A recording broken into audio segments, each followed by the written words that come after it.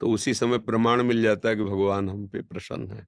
अब मोहि भा भरोसा हनुमंता, बिनु हरि कृपा मिले। मतलब भगवान हम पे प्रसन्न है, तभी धाम संत समागम, ये सौभाग्य, ये दुर्लभ बात है।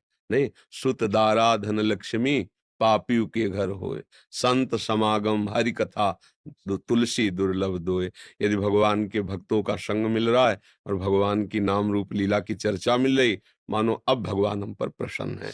अब हमें क्या सावधान रखना चाहिए कि भगवान की प्रसन्नता का प्रतिदिन अनुभव हमारा बढ़ता रहे। वो कैसे बढ़ता है? कहते हैं श्रीमद् भागवत में वर्णन है, जो प्रतिपल भगवान की शरण भावना में रहते हुए भगवद आश्रय लेकर आए हुए दुख सुख को समान भाव से सह लेता है और निरंतर नाम जप करता है, तो भगवान को उसे ऐसे प्राप्ति हो जाती है जैसे पिता की संपत्ति पर पुत्र का अधिकार हो जाता है।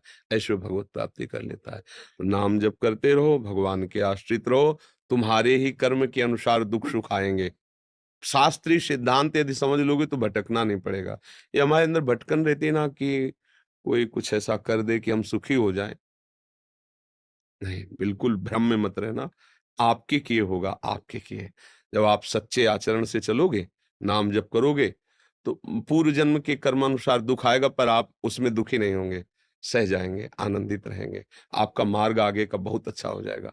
अब पुरानी फसल जो हमारी है, वो काट के जो रख दिया, अब उसको तो खाना ही पड़ेगा।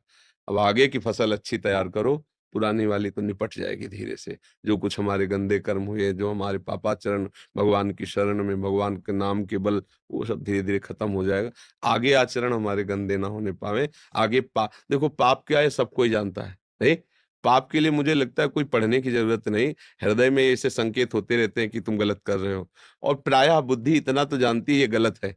जो गलत है उसको आप गलत मानकर फिर ना करें, तो आप निष्पाप हो जाएँगे।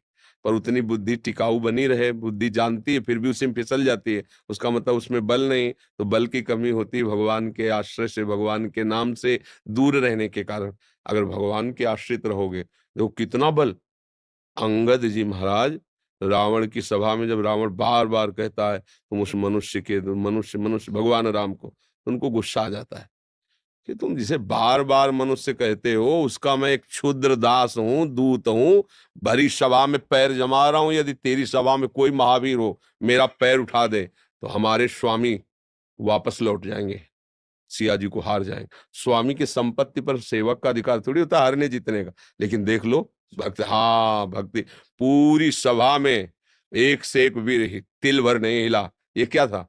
अपने प्रभु का दृढ़ विश्वास, अपने प्रभु का पूर्ण समर्पण। यह है बल।